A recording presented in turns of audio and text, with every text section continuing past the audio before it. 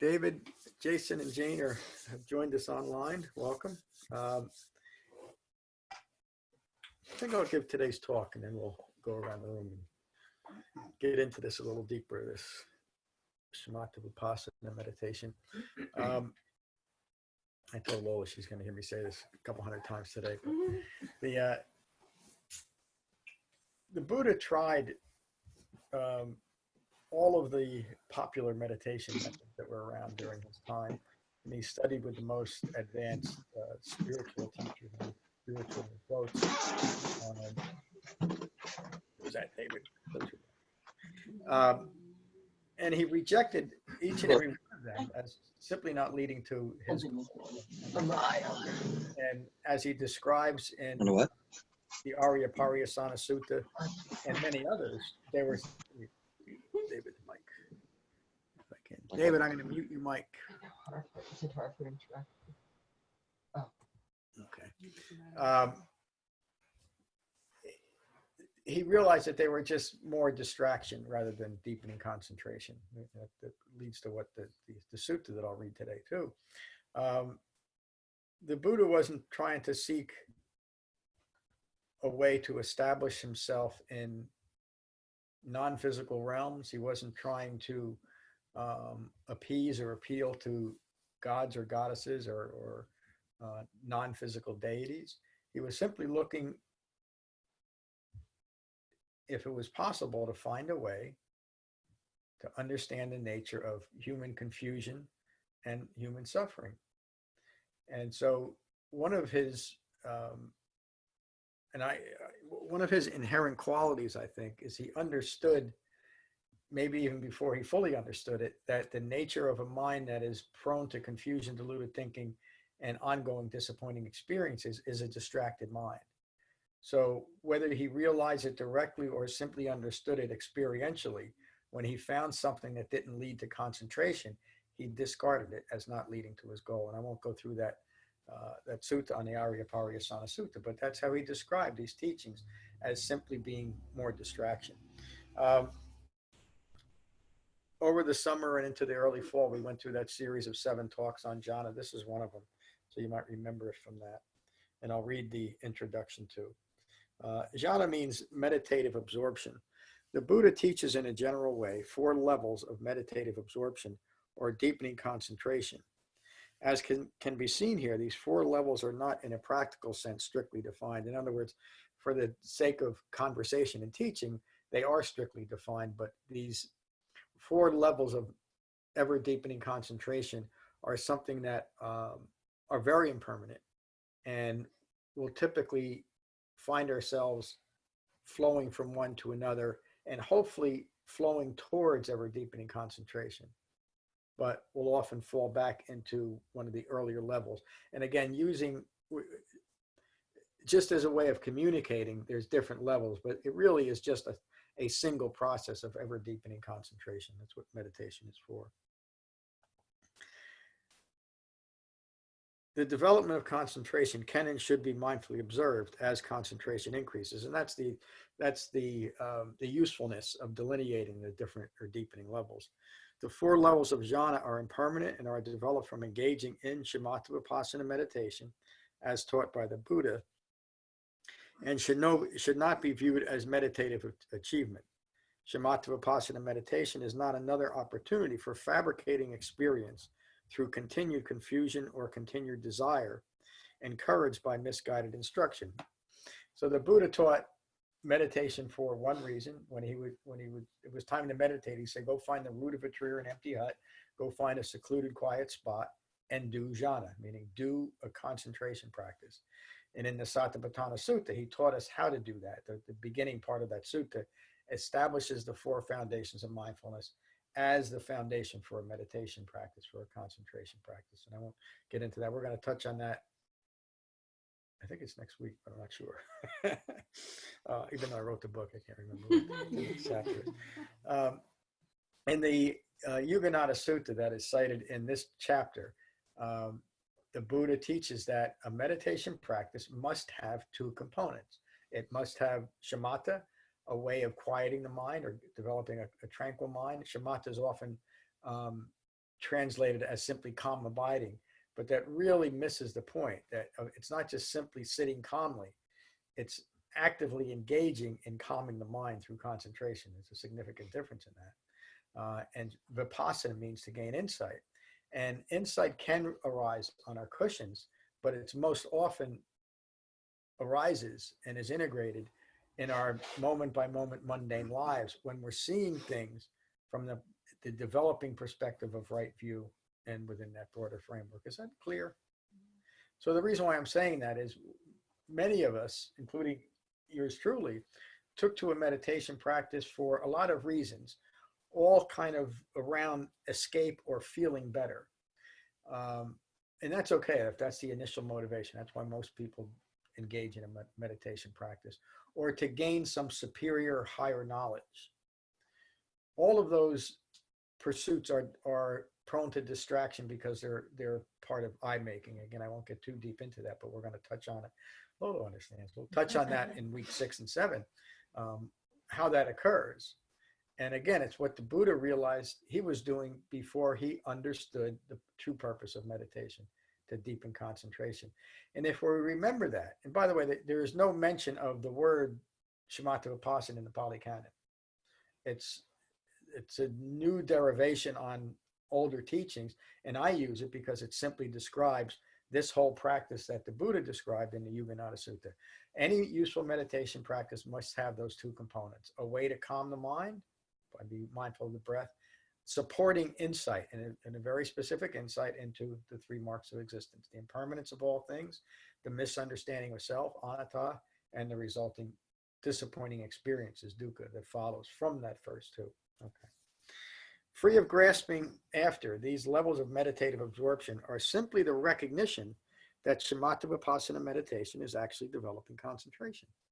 That's the whole point, and it's important to recognize that our efforts are bearing fruit. Can you just read that sentence one more time? Sure. And Lorna will always tell me if I'm reading too fast. So. I know, I faded out after the first part of the sentence. Free of grasping after, these levels of meditative absorption are simply the recognition that Shamatha-Vipassana meditation is actually developing concentration, while avoiding creating further distraction. The point of that is that we shouldn't be grasping after the 2nd level and the 3rd level and the 4th level of meditative absorption as achievement, because it isn't. The Buddha teaches us, and you'll see when I finally get to the sutta, it's just, these are ordinary developments for an extraordinary meditation practice. It's what should be happening. The Buddha teaches it simply so that we will recognize that it's happening, that our meditation practice is bearing fruit. This aspect of right view then remains free of conceit or eye-making that would otherwise create frustration and distraction within Shamatha-Vipassana meditation practice. The sequencing of the additional descriptions of non-physical meditative experience that follows a description of 4 levels of jhana should not be seen as advanced levels of meditation, as is commonly presented. And you'll understand a little bit more when I read the sutta. But often meditation is taught that we should chase after these establishments in non-physical realms to achieve in meditation, the dimension of nothingness, or the dimension of neither perception nor non-perception, et cetera, et cetera. When you actually read the Buddha's teachings, he's cautioning against doing that, because think about that. If I'm sitting in meditation, hoping to find myself in the dimension of nothingness, what am I doing? I'm eye-making. I'm trying to establish myself in some imaginary, non-physical realm that the Buddha, that contradicts the heart of the Buddha's teaching, which is to unite a mind and the body right now in the present moment with life as life occurs. And so the antithesis of that would be, I'm going to put myself someplace else. I'm going to, again, the dimension of nothingness, neither perception or non-perception. These are things that the Buddha studied with Alara Kalama and Udeka Ramaputta that he mentioned often as not leading to the goal, even though those were 2 of the most advanced so-called spiritual teachers of his time, teaching this Dharma. And their Dharmas were based, and most of the popular, though always individually embellished, teachings of the Buddha's time were were based on the Vedas or the Upanishads, excuse me. And most all spiritual teachers taught variants of that, which were the precursor for modern Hinduism. I'm not putting down modern Hinduism, but I am making the point that it's something that the Buddha studied, mastered, and rejected as not leading to his goal. He didn't say it was bad or wrong or nobody should do it. He never mentioned things in that way. He simply said, this is what I teach and this is what I don't teach. And he taught it for a very specific reason. So any establishment in a non-physical realm is simply more eye-making. And that non-physical realm doesn't have to be something mystical or magical, such as the dimension of nothingness or emptiness or neither perception, et cetera, et cetera. It can be, I want to establish myself in the dimension of the world's greatest baker. It's still an imagination. Even if it's true, it's still an imagination. It's still a self-referential view that once it's established in my mind is a constant distraction from what's actually occurring, which is baking really good cookies and not being concerned if anybody else notices it. And I'm being a little bit silly with the description. But the point is that anytime we try to establish ourselves in our imagination in a non-physical realm, which is what that type of thinking is, it's the same as trying to do it in a mystical way. It's just as much of a distraction. Is that clear? And so when you think about the whole purpose of the Buddha's Dhamma is to let go of wrong views, unite the mind and the body with what's occurring. There's no self in that, is there? Remember the Dhatuvabhanga Sutta, where the Buddha describes the 6 properties that make up a person. And there's nothing personal about any of those properties, is there? It's just what's occurring. And it takes a well-concentrated mind to be in its body, doesn't it? To be in its form. Lauren and I had a great talk about this the other night, and we've been talking about that. To be here. If we're constantly looking to fix ourselves, better ourselves in some way, establish ourselves as better than some others, or to maintain self-referential views, such as I'm the world's greatest baker, the world's greatest Democrat, or the world's greatest Republican, or the world's greatest golfer, et cetera, et cetera, et cetera, or the world's greatest meditator, I'm out of my body, aren't I? And I'm in that imaginary idea that I hold of myself. Why do I do that?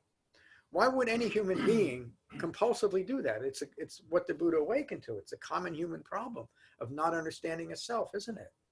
That's why the Buddha taught very specific insight into these 3 marks of existence. But why would I do it? Because I don't understand what I am. And the misunderstanding of what I am doesn't add up. It's not enough. I feel like there's something missing or something broken. And so I engage in practices that will distract me from seeing that, rather than a practice that shows me that's simply a wrong view.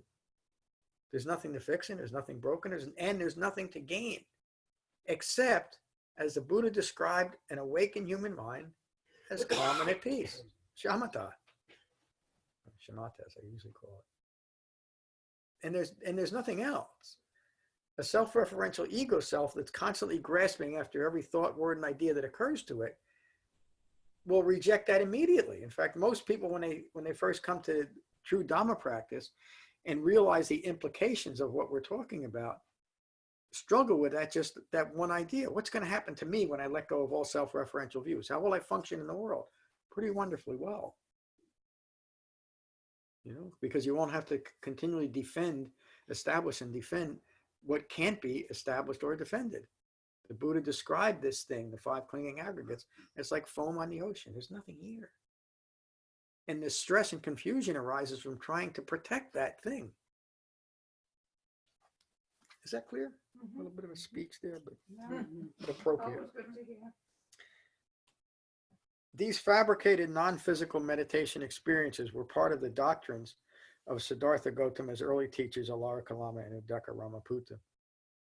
Having mastered them, he immediately dismissed them as they do not lead to disenchantment, to dispassion, to cessation, to stilling, to direct knowledge, to self-awakening. It's an important line the Buddha used repeatedly. It's self-awakening.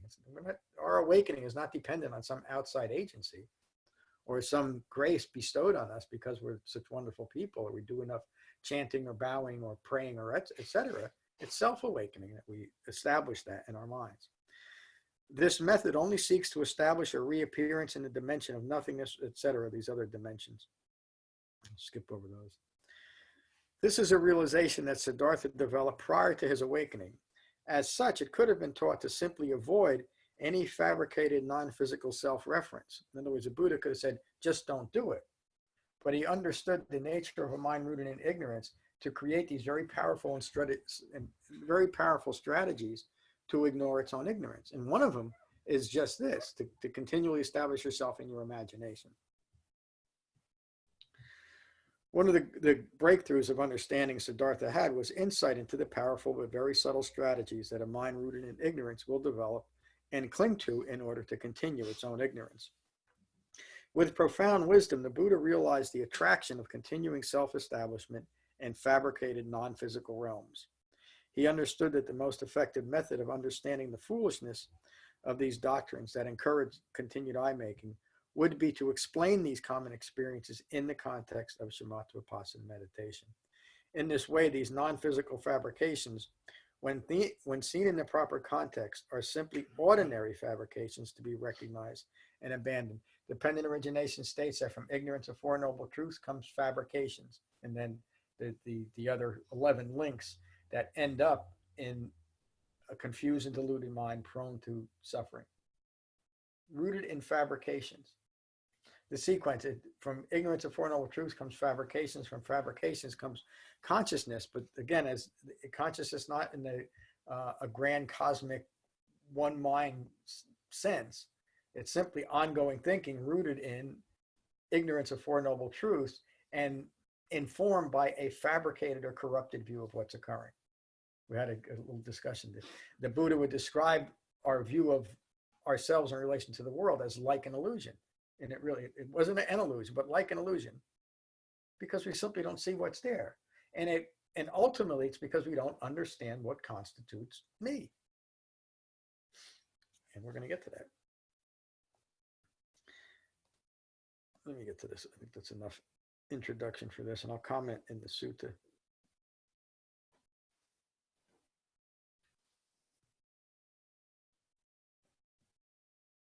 I can find it.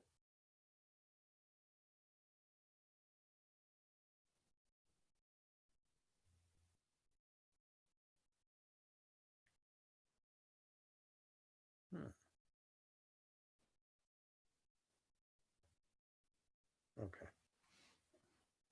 On one occasion, Venerable Ananda was at, take my glasses off to see the Valuvama Gamaka near Vasali. At the same time, a householder, Dasama from Attakanagara, was nearby in Pataliputa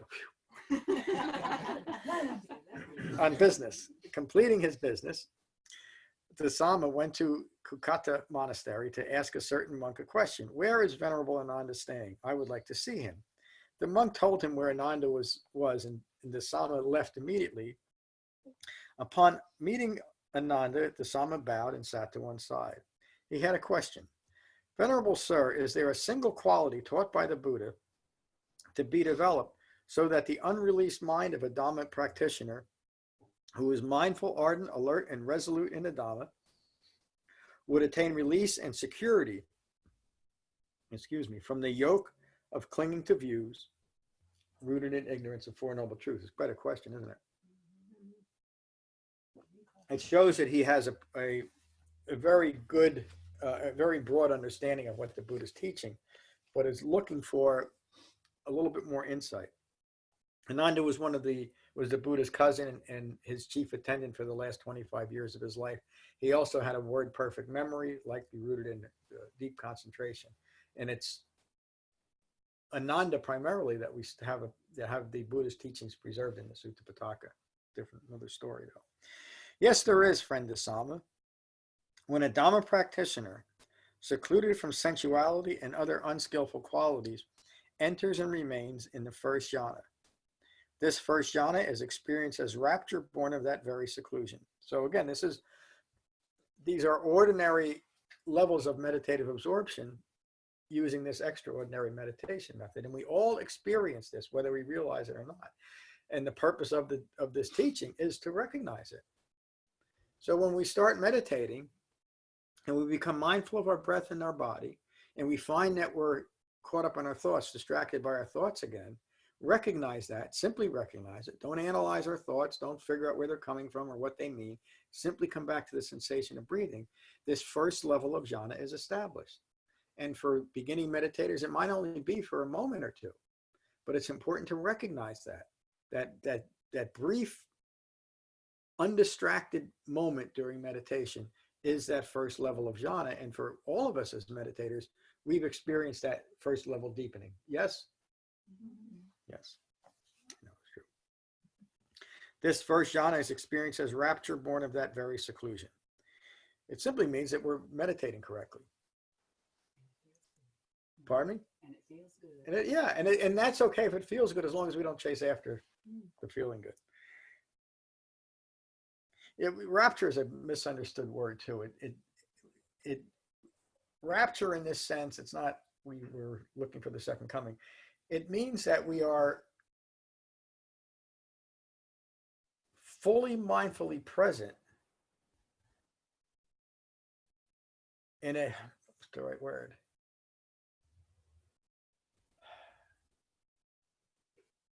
Fully mindfully present with a deepening, ever deepening expectation of concentration.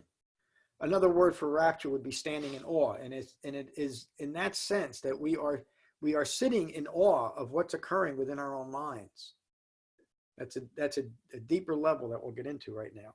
It is accompanied by directed thought and evaluation as first level, meaning that we're still directing our thoughts. We're still recognizing that we're caught up in our thoughts. We still have to tell ourselves, come back to the breath. And that's fine. That's not, the fact that that's the first level of jhana doesn't mean that we're doing something wrong or we're not progressing. In fact, it means just the opposite. If we're recognizing that process, it means, guess what? You're meditating correctly. You're engaging in right meditation. And that's really the only way we should look at it. Despite the pleasure of this first jhana, they understand this first jhana is fabricated, impermanent, and subject to cessation. We know that we're going to move on. As they continue meditation, they enter and remain in the second jhana, the second level of meditative absorption. This second jhana is experienced as rapture and pleasure born of concentration. So now the second level, and it usually quickly follows that first level, is we realize that our minds are becoming more concentrated. And every one of us has had that experience, correct? Anybody hasn't? Put your hand up if you haven't, because I can't. Okay. It's simply right meditation, but it's important to recognize my mind is now more concentrated than it was a few minutes ago. And that concentration only deepens. Free of directed thought and evaluation, the joy of concentration permeates their entire mind and body. Despite the pleasure of this second jhana, they understand this second jhana is also fabricated, impermanent, and subject to cessation. We simply know that there's deeper levels of absorption, of meditative absorption. Continuing meditation, they enter and remain in the third jhana, which is equanimous and mindful, a pleasant abiding. With the fading of rapture, this pleasant abiding permeates their entire mind and body. Has everybody experienced that? Whether it's just for a moment or for a half hour? A pleasant abiding without the thought that it needs to be any different than it is. That's also the beginning experience of what a fully awakened mind feels like all the time. A mind resting in equanimity. Most of us go through this process using meditation within the framework of the Eightfold Path to fully establish that. Some of us, like Kandana, experience it immediately. Most of us got to put a little effort in. But it's important to recognize, again, that this effort is bearing fruit. And so we've all established that we've entered and remained in the third jhana. Despite the pleasure of this third jhana, they understand this third jhana is fabricated, impermanent, and subject to cessation. Continuing meditation, they enter and remain in the fourth jhana, which is pure equanimity and mindful. Being pure, neither pleasure nor pain is seen. We talked about this last week, wasn't it?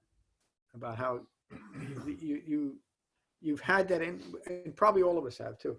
You've had an experience in meditation where there was no self-reference. I had one today.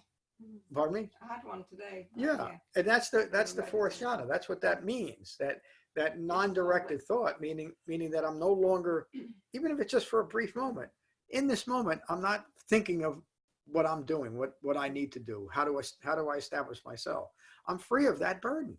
The Buddha talks about putting down the burden of self. It doesn't mean that once we do that, there's no human being engaging in the world. It simply means there's no self-referential being left in the world, living life from a fabricated point of view, a mind well concentrated and united with its body. That's the fourth level of jhana. So how many of us have experienced that fourth level of jhana? Every one of you? Yeah. The point I'm making is that there's nothing extraordinary about that, but to recognize that the practice itself is extraordinary. Meaning, and the point I'm making about that is that using meditation as the Buddha teaches, free of any embellishment or any other encumbrance, develops exactly what the Buddha wants and teaches. But when we embellish it or adapt it in any way, the whole entire Eightfold Path is lost. This is one of the reasons why the Buddha continually teaches it's this and it's not that. In fact, in nearly every sutta, he makes that point, that if you want to develop an Eightfold Path, it can't be a ninefold path or a sevenfold path. Or it can't be a ninefold path or an eightfold path and you have to do 1,000,000 bows, or an eightfold path and you have to do a specific chant. Those are things the Buddha never taught that when looked at closely are establishing yourself in non-physical realms in one way or another. They sit permeated in mind and body with pure, bright awareness. Despite the pleasure of this fourth jhana, they understand that this fourth jhana is fabricated, impermanent, and subject to cessation. As concentration deepens, the mind is unbound, spacious, free of the confining yoke of ignorance. They are imbued with unlimited goodwill, with compassion, with empathetic joy, his mind resting in equanimity. Even so, this Dhamma practitioner understands that this release through goodwill, compassion, empathetic joy, and equanimity is fabricated, impermanent, and subject to cessation. All that means that even though we've achieved a fourth level of meditative absorption, there's still more work to do. And what is it? It's continuing meditation and continuing integration of the Eightfold Path. I got a question from an online student a while ago, and it put me back on my heels just for a moment because nobody ever asked. He said, why did the Buddha keep meditating after he was awakened? Why wouldn't he? Why wouldn't any of us? But the question showed that he was still using meditation as an escape or as a way of fixing something. And so once that escape is made or the fix is in, why would you continue it? But of course you continue it because it's a way of establishing and continue to establish a calm and peaceful mind. I'm going to skip over some of my commentary. Remaining well concentrated, they reach the end of the defilements. They abandon greed, aversion, and deluded thinking. If they do not reach the ending of the defilements right then and there, through their continued right effort, the 5 lower fetters will simply fall away. The 5 lower fetters of self-identification, grasping at rituals and practices, something the Buddha continually emphasized, because those rituals and practices during the Buddha's time, just as today, are simply rooted in I-making in one way or another. Doubt and uncertainty, sensual craving, and deluded thinking, they all fall away. Furthermore, having abandoned self-identification with form, having abandoned aversion, having abandoned self-reference, now here and now there, they enter and remain in the perception of the infinitude of space. Again, this shouldn't be seen as achievements getting into these levels. In the context, Ananda here is describing these as simply fabricated states. The infinitude of space, a dimension of infinite consciousness, the dimension of infinite nothingness, and then to the dimension of neither perception nor non-perception. Again, these were things that were common during the Buddha's time and are still taught in many modern traditions, that this is the reason why we're doing this, is to establish ourselves in these higher realms. And that's part of the process of a meditation practice where when you're, and this is not the only sutta where the Buddha teaches this, there's hundreds where he says, avoid doing this because it's simply looking to establish yourself in non-physical realms. We have enough time dealing with the physical self that we've established in this realm, much less get distracted by other realms. Even here, I mean, these different imaginary realms, even here they understand that any phenomena connected to the five clinging aggregates, form, feeling, perceptions, fabrications, consciousness, is impermanent, stressful, a disease, painful, an affliction, and as such, anatta, not self. If it has any measure of confusion, deluded thinking, or suffering, it is anatta.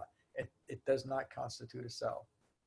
And remember that I can't remember the name of the sutta, we just did it 2 weeks ago on the five clinging aggregates, and that they're all fabricated. And as we continue our delusion, we get caught up in this fabrications of fabrications. We get caught up in this feedback loop of misunderstanding. And the only way, this is the reason why the Buddha taught an Eightfold Path, the only way to recognize that is to have a framework for recognizing that we're doing it, to see our own ignorance. That's the purpose of an Eightfold Path, and it takes a well-concentrated mind to see it. Clear?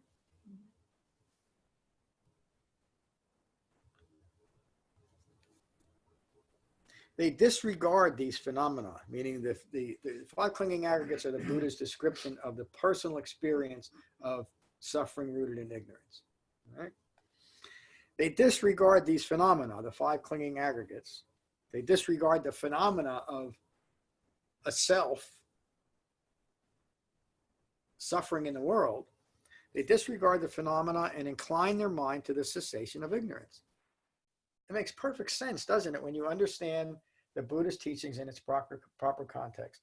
They disregard these phenomena and incline their mind to the cessation of ignorance. For the Buddha awakened to the fact, to the understanding, to the great knowledge that it is ignorance of Four Noble Truths that leads to all manner of confusion, deluded thinking, and suffering. So it would make sense that his path to awakening would directly address that singular problem of ignorance, isn't it? One of the most misunderstood words in modern Buddhism is anatta, and the Buddha used that word anatta, which was common during his time, and he used it because it was a common word, but in a completely uncommon and contradictory way. So anatta during the Buddhist time and even during today's modern practices is used to establish a doctrine of no self, which is quite a bit different than what the Buddha taught, which is a doctrine of not self, meaning the views that we're holding of ourselves are rooted in ignorance. They're wrong views. They do not constitute a self. They're not a self. Let go of the views. But he never taught to establish the self in nothingness, or that there's no such thing as a self, or that the self is empty. It's at 10:30 already. Or that the self is empty. The Buddha taught emptiness to be empty of this one thing, ignorance. I'm going to read that once more. They disregard these phenomena and incline their mind to the cessation of ignorance. Nothing remains to provoke the becoming of further ignorance and the birth of continued suffering. Hence the name of the book, Becoming Buddha, Becoming Awakened. We are always in a continual process of becoming. The question is, what are we going to become in the next moment? And this relates directly to karma and rebirth. If I have a mind that has a measure of concentration, that can hold in mind the refined mindfulness of the Eightfold Path, then the next moment is another moment of becoming awakened. And if I, for whatever reason, don't have that well-concentrated mind or the refined mindfulness to hold in mind the Eightfold Path, then the next moment is simply going to become another moment rooted in ignorance. And it really is that fine line that each and every one of us is living, especially as Dhamma practitioners. What am I going to become in the next moment? And am I going to continue my concentration practice and integrating the Eightfold Path to become awakened? Or am I going to continue ignorance and continue all the confusion and delusion that follows from that? And that's the sole purpose of the Eightfold Path, and it's why the Buddha continually taught what it is and what it isn't. because it's so easy to get distracted by other practices, so-called spiritual practices, especially when our friends and acquaintances are doing different things. And it feels good to do things as part of a social group, doesn't it? Whether it might be, I mean, I remember going up to, I can say, Zen Mountain Monastery nearly every Sunday, and there'd be sometimes 100 people, sometimes even a few more than 100 people. And we'd all be engaging in practices that I would never even think of doing today. But while I was, and not because they're bad or wrong, but they're, to me, now they were just more distraction, but they felt good to do it as part of this great group. And then we'd have a nice meal afterwards. And it was a wonderful experience. But the whole time I was doing, I became very good friends with John Lurie, who's recognized as one of the great Zen teachers of all time. So it was socially a great experience for me. But every time I left there, I was more frustrated and confused than before. And I couldn't understand that. I kept putting it on myself. There's something wrong with me. I just can't get this. And that's often how it's presented, that especially in modern traditions, that it takes endless eons to awaken. And so that was told me. I said, okay, but if I just keep going, sometimes at the end of this endless eons, maybe I'll awaken. It finally got to the point where I realized that can't be right.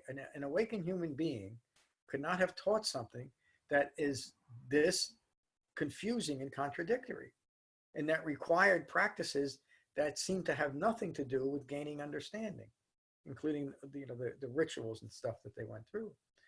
And it was out of that and studying in all the different Mahayana schools that out of that frustration that I said, there's got to be a way to find out what the Buddha actually taught and what he didn't. And that's when I looked at the Pali Canon, in particular the Sutta Pitaka, and it changed everything because of teachings like this, where the Buddha taught what it is and what it isn't. In all that time of different schools, I took my vows in a Tibetan lineage after quite a lot of study in that lineage. And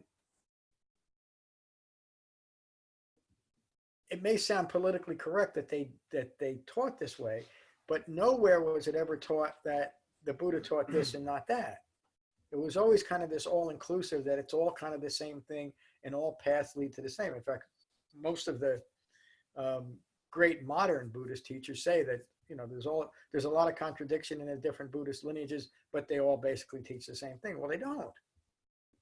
And it's confusing and contradictory to believe that. But that's how it was presented to me, so I said it's okay. Well, I really got off on a tangent.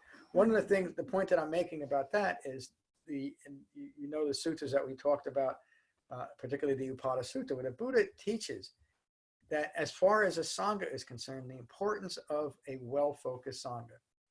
And we have established that in what I think is a remarkable way. We support each other in awakening and becoming awakened, because as a sangha, we have agreed to not engage in practices that the Buddha didn't teach.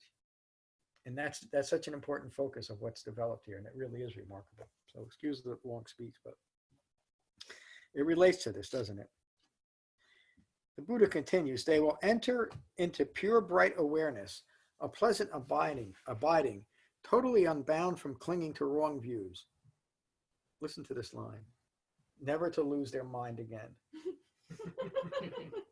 Isn't that wonderful? So Ananda in this case is attributing not being well concentrated and holding that refined mindfulness as losing your mind. And think about it. That's exactly what the Buddha is teaching. An essence of a lost mind is a mind that believes the fabricated views, isn't it? No matter what the fabrication, the corruption, the perversion is, if we believe it, we've lost our minds. If I believe that I must establish myself in some other imaginary realm other than what I am, I've lost my mind. Why? Because it can't be done. I mean, just common sense would teach. The Buddha, I think, was the world's foremost radical thinker because he was a foremost logical thinker. And I'm not saying I'm not a proponent of logic by itself. It was logic rooted in a profound wisdom of the way things are. That's the Four Noble Truths. And so often, I talked a little bit today about many years in different Buddhist schools. Very, very rarely, probably 2 or 3 times, did I ever hear Four Noble Truths or an Eightfold Path mentioned. And usually it was as they were mentioned as anachronisms, like it's an old-fashioned teaching. You really don't need that. What you should do is this, this, and this. You know, it wasn't until I realized that everything the Buddha taught was taught in the context of dependent origination and Four Noble Truths that the Dhamma had any real meaning to me. And that's why I teach the way I teach. Ananda's concluding this. This, my friend, is the single quality taught by the Buddha to be developed so that the unreleased mind of a Dhamma practitioner who is mindful, ardent, alert, and resolute in the Dhamma would attain release and security from the yoke of clinging to views rooted in ignorance of Four Noble Truths. The single quality, deepening concentration. Of course, the Buddha, Ananda mentions resolute in a Dhamma. He could have said the heart within the Dhamma, because that refers, the Dhamma always refers to the Eightfold Path and then all of the other supportive teachings. So again, it's not something vague. It's not something that can be embellished or adapted. The Dhamma is very specific. Upon hearing these words, the Sama remarked, Venerable Ananda, it is as if a Dhamma practitioner were seeing a single opening onto treasure and all at once realized 11 openings to that treasure. In the same way, I was seeking a single doorway to the ending of all fabrications. All at once, you taught me 11 doorways I can take, all leading to the single point of cessation from fabricated views. Let me explain that, and I'll just read my commentary. The 11 doorways that the Sama is referring to are the 4 levels of jhana, the 4 fabricated realms that were mentioned here, and the 3 marks of existence, the 11 doorways. It's gaining an understanding of what all this means, recognizing what is simply distraction and abandoning it, and pointing our minds towards gaining an understanding of 3 marks of existence. Those are the 11 doorways. Venerable Ananda, all true teachers deserve a fee. I will pay homage to you. The Sama then gathered the sanghas from Vasali and Patalaputta and prepared a feast for them. He gave a pair of cloths to each sangha member and a triple robe to Ananda. He then built a dwelling for Venerable Ananda. The point of that, the ending of that, is just the respect and the reverence that a true Dhamma teacher deserves. So that's the end of the sutta. Thank you for listening. A long and important sutta, but to emphasize that single quality for awakening and why we meditate within the Buddha's Dhamma is to deepen concentration. And if we remember that, if we still get frustrated with our meditation practice that we're not quite getting it or we're not doing it fast enough or deep enough, when we remember that every time we find that we're caught up in our thinking and come back to the sensation of breathing, we're deepening concentration. We're doing jhana. And it's just that simple. And so as long as we can be mindful of that, there's no reason to get frustrated with it. We're doing it right. And as we incorporate that aspect of right meditation into the other 7 factors of the Eightfold Path, we know that becoming awakened is guaranteed. Why? Because we've taken refuge. We understand that an awakened human being did just this practice, and this is what he taught others to do the same. And the many thousands of human beings that follow this path develop a well-concentrated mind and the refined mindfulness to be in their body as their life occurs. And that's its own reward. That's all we need. So let's go around the room, and I'd like to hear any questions or comments you have, and also what you got out of the chapter on Shamatha-Vipassana meditation. And those of us that have been part of a sangha for a long time, and anybody else too, how your understanding of the practical nature of Shamatha-Vipassana meditation has increased in the effects it's had on your life. Jen.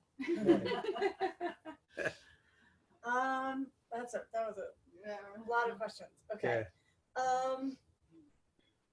Well, first of all,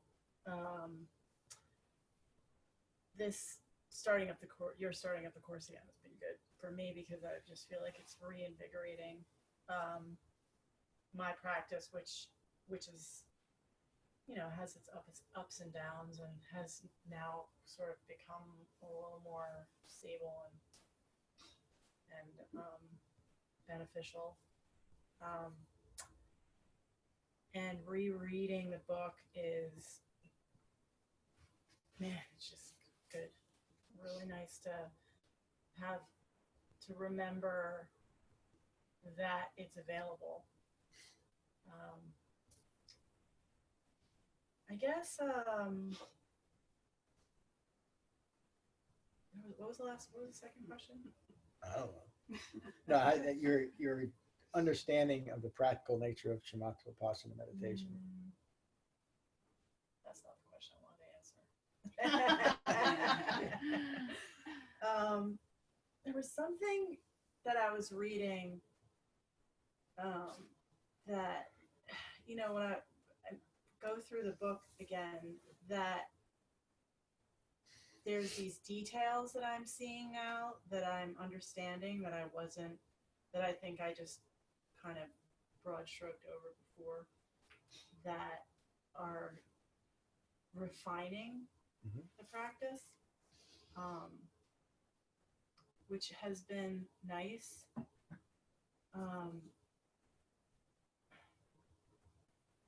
It really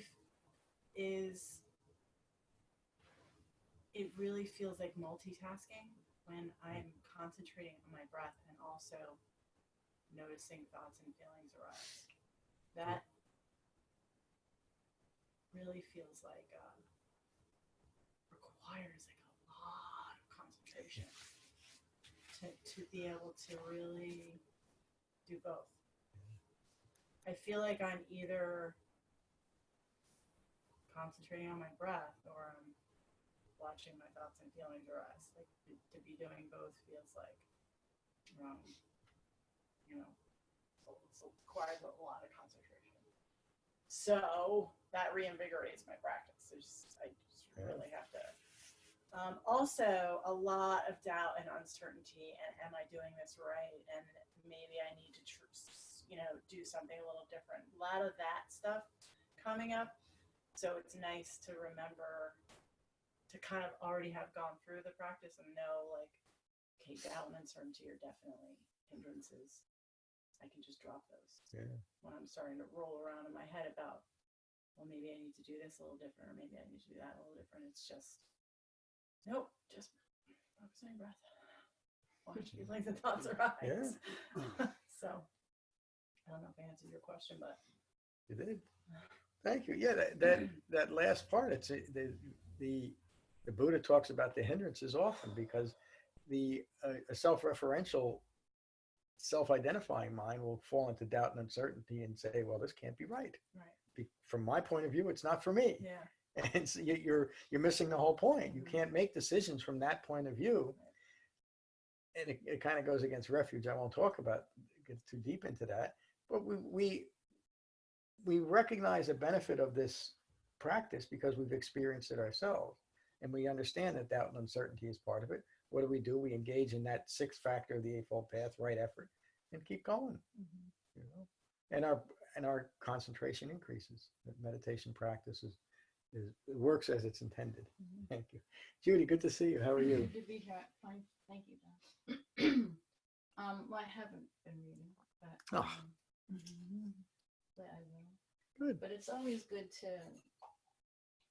listen and hear and review, because it's not really review. Every time it's just another opportunity to understand more. Yeah.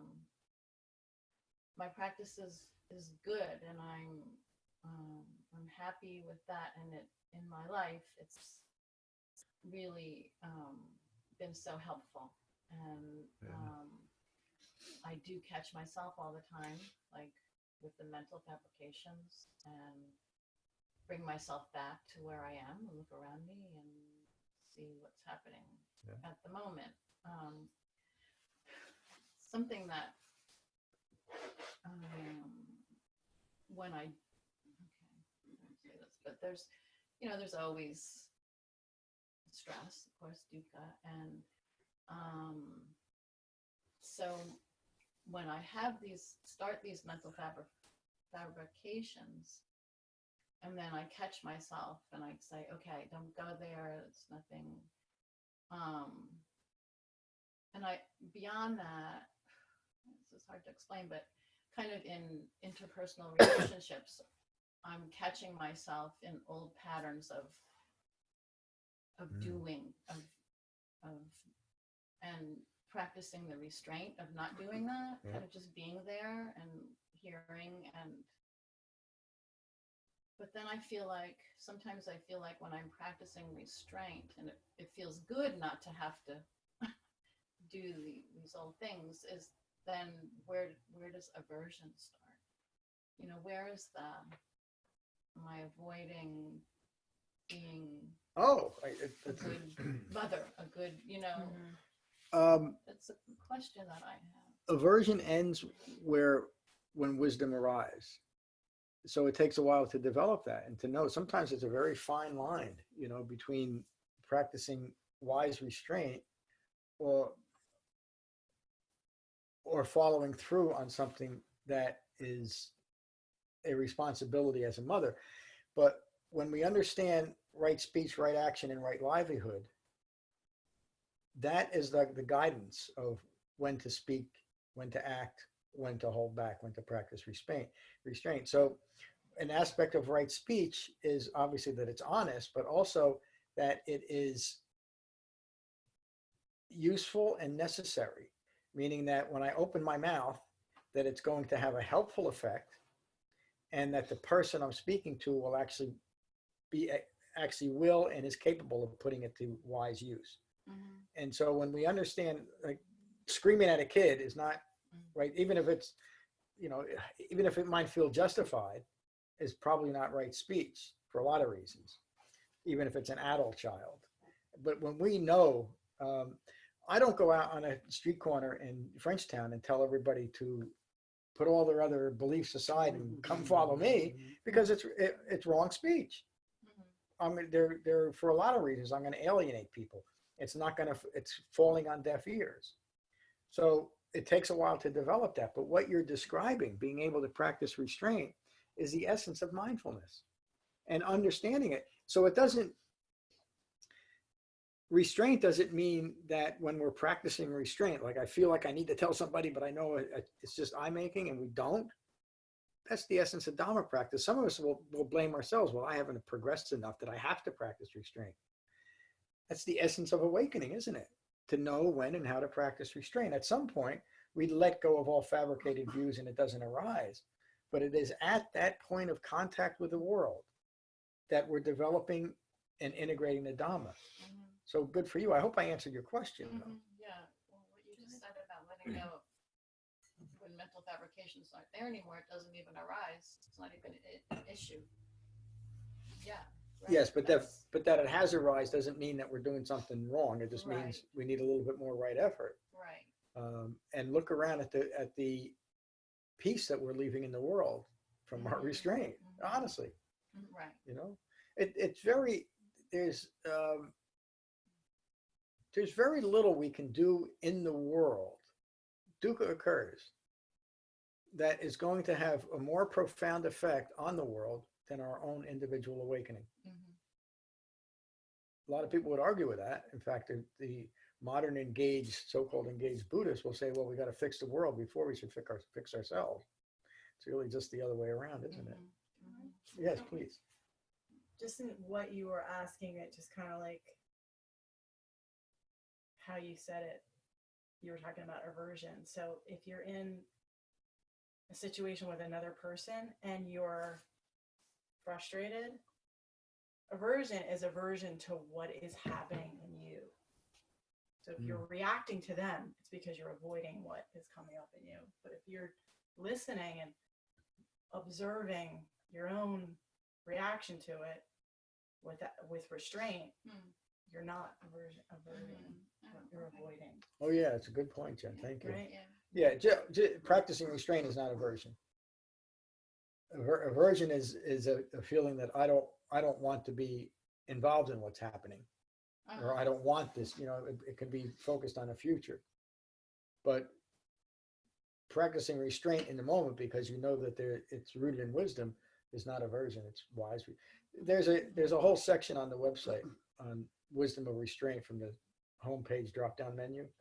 And you read a couple of those because I'm not dismissing it, but that I think you'll gain some understanding there.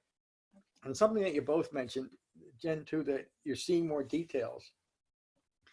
It's because you're developing the broader framework and understanding how dependent origination and Four Noble Truths applies directly to this and the three marks to resist. That's the essence of insight.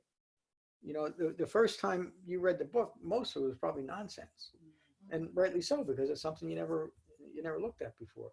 But now you understand what these things are, and you understand the context in which to put them. And that's why I always stress, in fact, in most Dhamma articles that I write, I begin by saying you must understand dependent origination and Four Noble Truths to understand this fully, at least. And you're gaining that understanding, so you're seeing it. Thank you. Lorna, good morning. Morning. You asked us to talk about meditation and things. Well, I have noticed a bit of a change in my meditation, that I used to have my best meditations at home, and more lately I've sort of really had some really good meditations here in the sangha. I seem to feel like flipping. And what I referred to by just really being concentrating on my breath and not being aware of anything else, it's like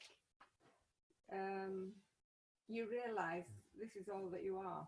Just this sitting on this cushion with these, with this body, that's all that I am. And that's about as peaceful as I can be on the cushion. It's just to realize that there's just nothing else to me than the breath, and this, what's just doing this is it. That's it. That's all I am. And then you might have been saying this for years, and I've only just cottoned on to it, I don't know. But I've heard more recently you referred to the 6 properties, which is the fire, the wind, the earth, whatever. Liquid space consciousness. Right.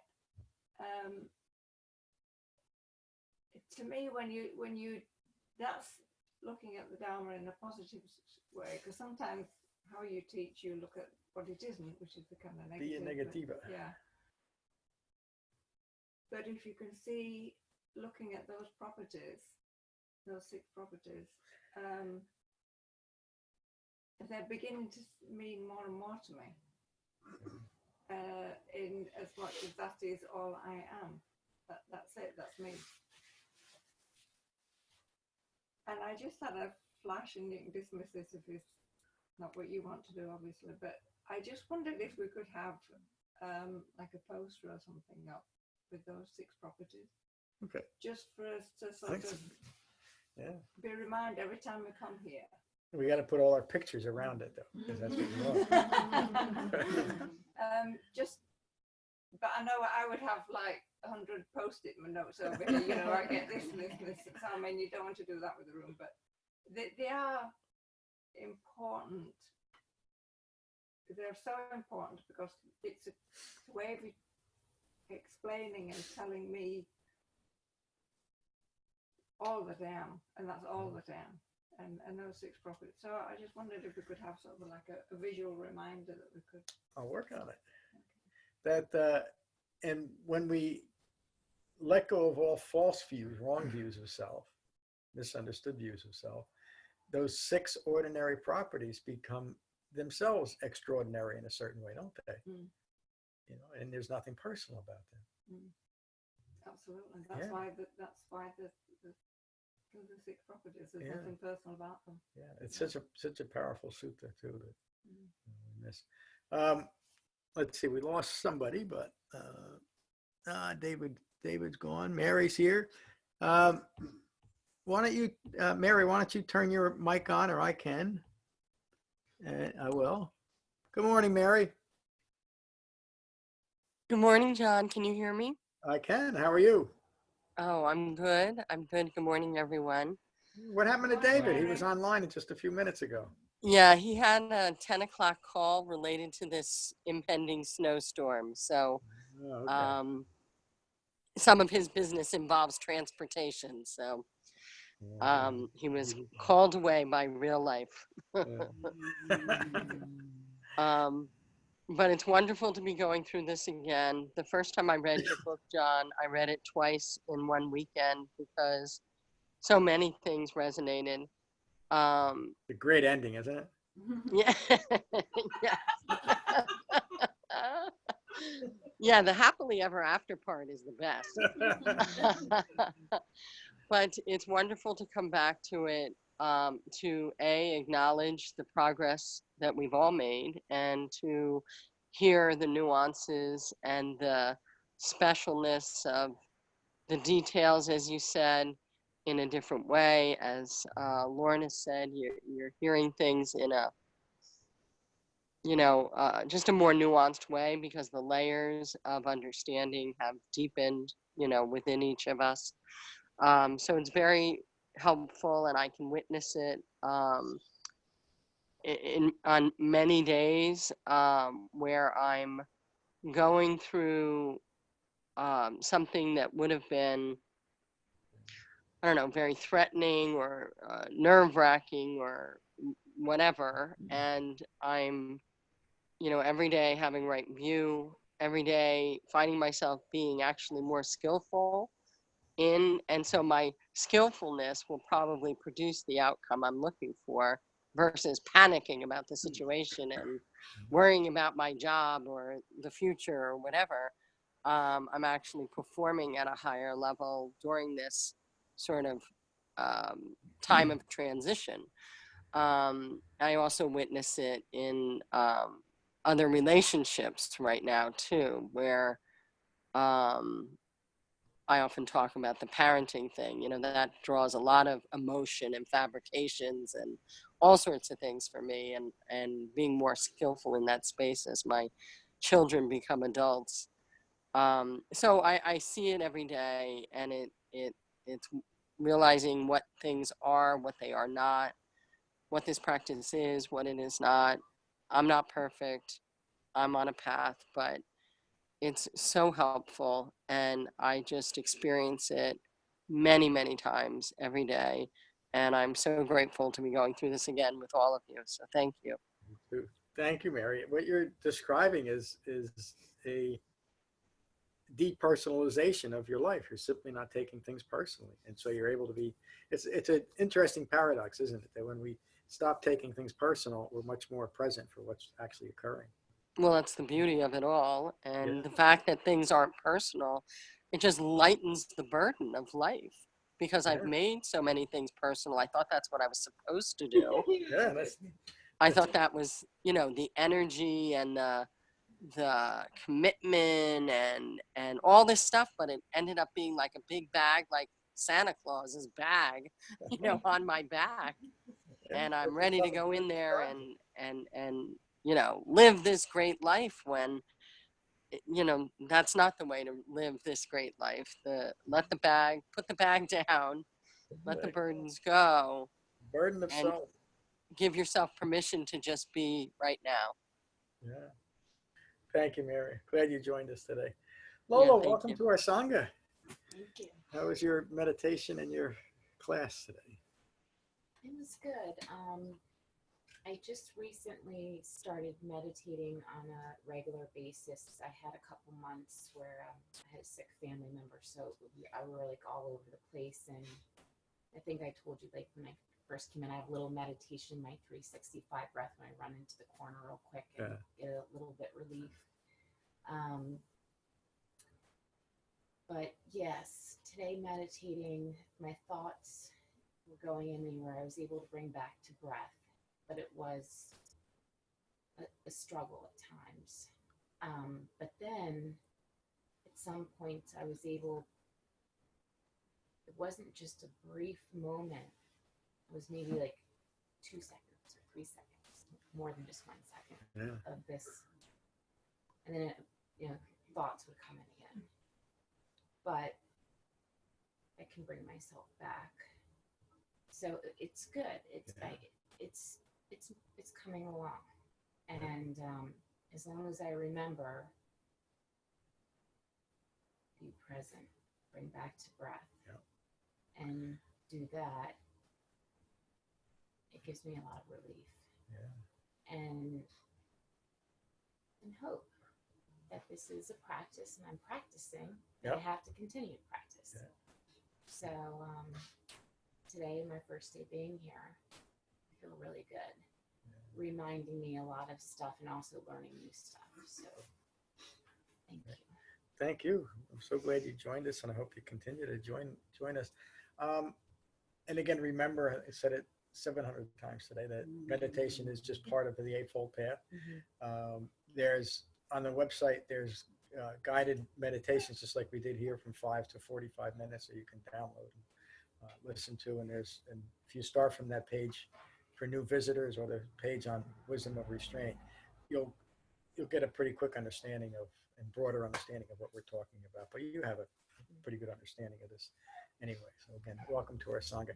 It's getting a little bit late. I want to hear from each and every one of you, but if you could keep it a little bit briefer. It's 10 after 10. Matt has a class. Oh yeah, and Matt does have a Qigong class today that you should all stay for. It's really remarkable. Anthony, good to see you this morning. Morning. So I was kind of struck by the interdependence of this all, and I was just thinking, because I've gone on the internet and researched meditation groups, and I've always seen just Vipassana, and I wonder why we say Shamatha-Vipassana, and it's not so common out there. And I think the concentration is dependent on the insight is dependent on the concentration. I was thinking, well, the teachings are strengthen the meditation, and the meditation strengthen the teaching. Yep. And then I said, well, the sangha is sort of like the vessel that contains it all. The life coaches that go give us the strength and motivation to say, go out there and hit another good week, Yeah. So I was thinking, wow, this is all so interdependent. And and then losing the mind made me think, well, that's mindlessness. Yeah. And the Buddha teaches mindfulness. Yep, it's just that way. That's great insight. Yeah. The modern insight movement, Vipassana movement, began in Burma by a guy called Ledi Sayadaw, who was, I think he was about 20 at the time. And he was concerned, the British were just starting to colonize Burma.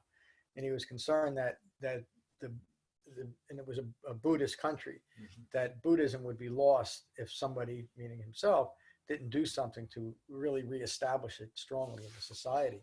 But he didn't have a complete understanding of what the Buddha taught. And he also wanted to teach a meditation method that, in fact, I still remember his words, any farmer or, it doesn't matter, any farmer cart driver could incorporate into their daily life. So he began with a hybridized understanding of what meditation was. And so the insight meditation followed from Ledi Sayadaw to his students, finally left Burma, came here. The insight movement is probably the third largest Buddhist practice, but it has very little resemblance to what the Buddha taught because of the purpose and intent, which is not keeping Shamatha-Vipassana meditation as one practice. And also the insight is to first calm your mind, and then to analyze what's arising in your mind. I'm giving a very brief description, but to analyze what's coming up in your mind, rather than, and that just, when you relate that to what the Buddha taught, that's just simply treating your thoughts as more fodder for distraction, isn't it? Rather than putting aside your thoughts and your feelings and coming back to the sensation of breathing. The Shamatha part is basically coupling the thought and maybe saying to yourself, okay, that's distress, and it'll pass, and go, and then moving back to the breath. There's a lot of, it's just the noticing part, right? Well, but it's also often taught to label what's occurring rather than, but again, it goes against, it's a different practice. It's fine if that's what you want to do. It's just something different than what the Buddha actually taught. And it doesn't necessarily deepen concentration. And then just a brief observation on the other part that you asked about is how it's affecting you personally. I feel that being part of this for so long, that I definitely have a deeper sense of a calmer abiding. And I know that yesterday I felt myself get immediately triggered because I got an email on a case that I'd worked out a settlement on in August, and I'd been very kind and get, and constantly follow up with emails and phone calls and giving one adjournment because she doesn't have authority and a second adjournment. And then yesterday I had my client already. She's on her way to court. I'm on her way to court. I get an email. I don't have authority. And I said, okay, this has gone on. She said, well, I'm having somebody covered. I'm going on vacation, but we can adjourn this. And I said, no, I need to be there because this has gone on for far too long. And so I knew I was driving 2 hours, an hour each way, probably wasting my time going to court to ask the judge to put the case on the trial list because I knew that may be the only way that an insurance company will actually settle the case with me until they walk to the edge of that plank. And of course, the judge said no, but I felt like I just remain calm the whole time, and I could be fully present and not get angry at the judge. My adversary didn't even show up. So that could have made me more angry. But I just felt like, all right, I somehow loaded it in my mind that this wasn't going to be productive, but I needed to do it. Yeah. And it just, so I said, all right, I'll have some podcasts on that I enjoy, and I just enjoy the ride. And I think that's been the hardest part, to separate the feelings of aversion from the reaction. And I was able to do that and never arouse those feelings I had when I first picked up the email. Yeah. So that's how it helps. It's remarkable. Again, you're describing not taking things personally and probably doing your job better. You're simply more mindfully present. So it's just how it's supposed to work. Good. Matt, good to see you this morning. Good to see you as well. Well, being fairly new to this group and just getting the book, I can't really comment on the teachings of the past or the book that much. But to the meditation, I was thinking today, I have a nice little meditation spot at home, and I'm sure as we all have, been consistent at times and less consistent at other times. But I'm fairly used to meditating alone in that spot, so I found it interesting when I got back. It's been several years since I've been in more of a group, and I'll sit down and I'm thinking to myself, a lot more people in here today, and this Matt feels a little different than I usually feel. And all these things going through my head, and this and that, and this and that, and this and that. And then finally sort of, let that go and deepened into it. And it just made me realize how much, the sort of off the cushion, the practice of this practice, to what you're saying, really relates to the experiences you come into in the world, and being able to just sort of not get caught up in, this mat feels a little different than I'm used to, or this is a little bit more crowded. And the general practice of that in all things as you go about your day. And I know for myself, I often want to be the best, as you said, the best baker. So just focusing on, just baking some good cookies on the regular was a good one for me. Thank you, Matt. Lisa, good to see you this morning. Great to be here. And that's part being here. It's a big, it's important. We keep coming back and not able to all the time. We're not prioritizing it all the time, but I hope that that's not disrespectful. But more, I'd like to turn around more as what keeps us coming back. And it's hard to describe. So I think this is the third time of beginning Buddhism. And the first time in the book, Becoming Buddha, I have my yellow marker, my yellow highlighter, and a pen to also write little notes and things like that. I had no idea what I was reading. I had little idea, and also I didn't know the terminologies. So that was a bit of a stumbling block, is getting to know the words. Yeah. And then the second time, and I read through the book a second time when we were going through it. It wasn't always here, but I read it. It was like, I think something is making more sense to me. Yeah. And then I read Shamatha-Vipassana last night, that chapter.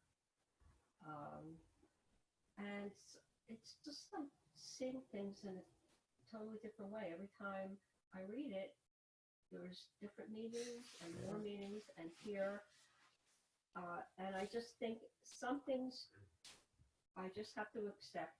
It's just like when you don't know something and you just want to know it right away and not go through the agony of, like learning something.